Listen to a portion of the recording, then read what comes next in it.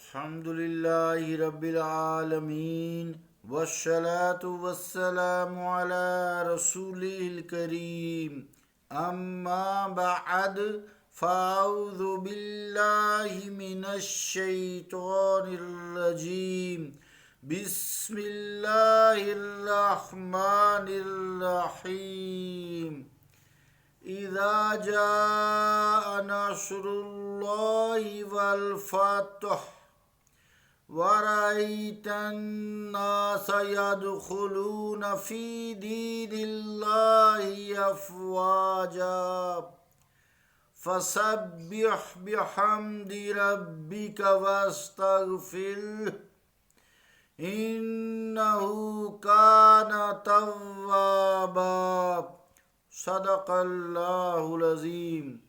واجب الاحترام سامعین، السلام علیکم ورحمۃ اللہ وبرکاتہ۔ سورہ النصر کی 3 آیات تلاوت کرنے کی سعادت حاصل کی ہے۔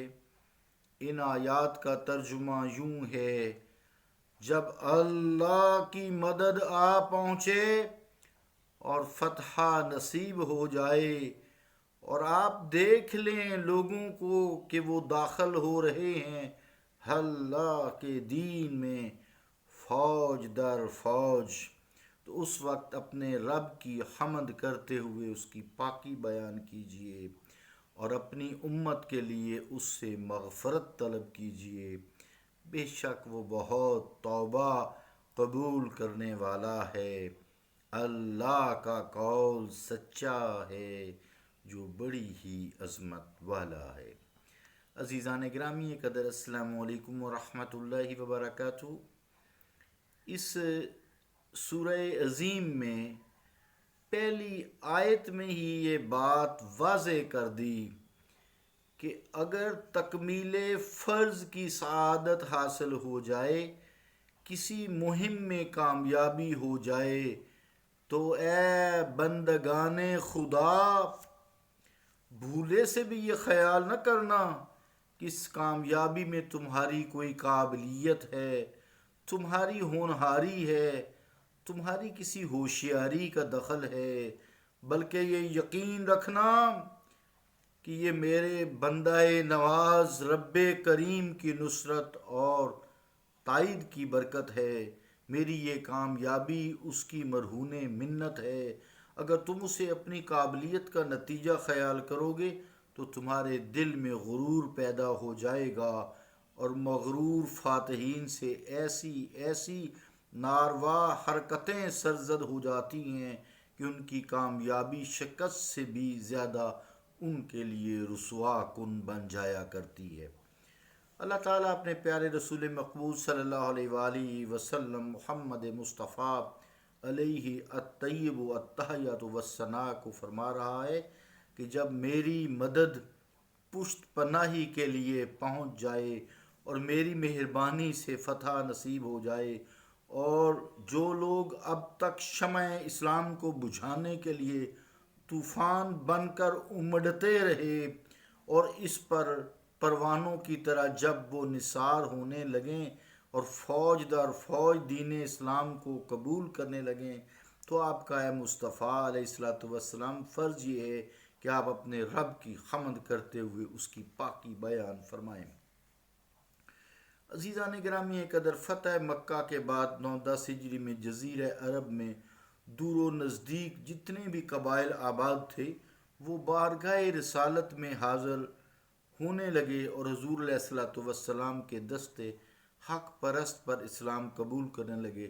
حضور علیہ السلام اس کثرت سے لوگوں کے اسلام قبول کرنے پر اللہ تعالیٰ کی حمد و تسبیح کثرت سے کیا کرتے۔ خود سوچئے، جس قوم کو دشمن پر مکمل فتح بھی مدہوش اور بدمست نہ کر سکے، وہ کتنی عالی ظرف قوم ہوا کرتی ہے۔ اس کا وجود انسانیت کے لیے منبع خیر و سعادت ہے۔ جب تک اس کا آفتاب چمکتا رہے گا، غم و اندوہ کی تاریکیاں انسان کے نزدیک آنے کی جرت ہی نہ کر سکیں گی۔ تیسری آیت میں فرمایا گیا ہے پھر کہ اللہ تعالیٰ حضور کریم علیہ الصلوۃ والسلام کو استغفار کا حکم دے رہا ہے تاکہ قیامت تک آنے والے غلاموں کے لیے استغفار ان کے نبی کریم علیہ الصلوۃ والسلام کی سنت بن جائے اور کوئی شخص طلب مغفرت میں تذبذب محسوس نہ کرے۔ علماء تفسیر نے اس کا یہ مطلب بھی بیان کیا ہے کہ اپنی امت کے گناہوں کے لیے اپنے رب سے بخشش کی التجا فرمائیے۔ آپ کے ہاتھ استغفار کے لیے جب بارگاہ الہی میں اٹھیں گے تو وہ خالی واپس نہیں کیے جائیں گے۔ چنانچہ علامہ ثناء اللہ پانی پتی رحمۃ اللہ علیہ فرماتے ہیں، لکھتے ہیں، اول مانی استغفر لی امتی کا تفسیر مظہری، یعنی اے حبیب اپنی امت کے لیے مغفرت طلب کیجیے۔ یہی الفاظ علامہ قرطبی رحمۃ اللہ علیہ نے بھی تحریر فرمائی ہیں۔ وہ فرماتے ہیں وقیل استغفر لی امتی کا تفسیر قرطبی۔ اس مفہوم کو حضرت شاہ عبدالعزیز رحمۃ اللہ علیہ نے اپنے پھر مخصوص انداز میں یوں بیان فرمایا ہے، فارسی ہے، میں ترجمہ کرتا ہوں۔ وہ فرماتے ہیں، چون عارف بمرتبہ تکمیل رسید و از گوہر و از ہر گونہ مردم تابع او شدند و استعداد بادر نقصان و کمال تفاوت فاحش دارد لا جرم اور امی باید کے برائے تکمیل ناقصاں طلب آمرزش از ہر گونہ مردم۔ میں تھوڑا سا بھول گیا ہوں، اس کو میں دوبارہ پڑھتا ہوں۔ چون عارف بمرتبہ تکمیل رسید و از ہر گونہ مردم تابع او شدند و استعدادات بادر نقصان و کمال تفاوت فاحش دارد لا جرم اور امی باید کے برائے تکمیل ناقصاں طلب آمرزش نمائد تا ہما نقصانات اصلیہ استعداد بے اتباع او روز محشر منجر با کمال استقلالی او گردد۔ ترجمہ کیا ہے؟ جب عارف ایسے مرتبہ پر فائز ہوتا ہے جہاں وہ دوسروں کو با کمال بنا سکتا ہے تو اس کے مریدوں میں ہر قسم کے لوگ شامل ہو جاتے ہیں جن کی صلاحیتوں اور استعدادوں میں بہت فرق ہوتا ہے، کوئی بالکل ناقص ہوتا ہے اور کوئی کامل مکمل ہوتا ہے۔ اس وقت عارف کے لیے ضروری ہے کہ وہ اللہ تعالیٰ سے مغفرت طلب کرے تاکہ اس کے ناقص مرید بھی مرتبہ کمال پر فائز ہو جائیں اور عارف کی اس دعائے مغفرت کے باعث جبلی استعداد میں جو خامی تھی وہ پوری ہو جائے۔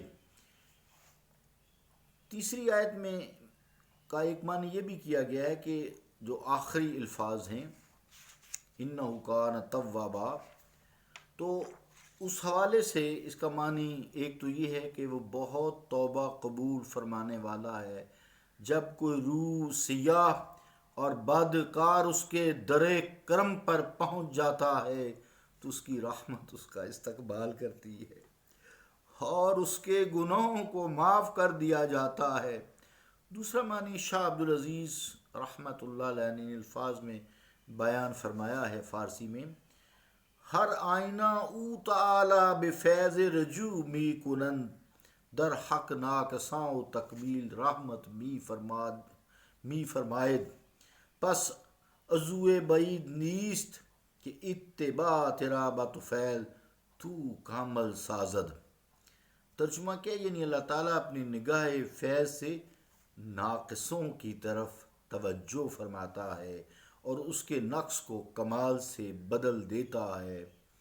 اے اللہ کے رسول صلی اللہ علیہ وسلم، اس کی رحمت سے ذرا بعید نہیں کہ وہ آپ کے طفیل آپ کے ناقص امتیوں کو مرتبہ کمال پر فائز کر دے۔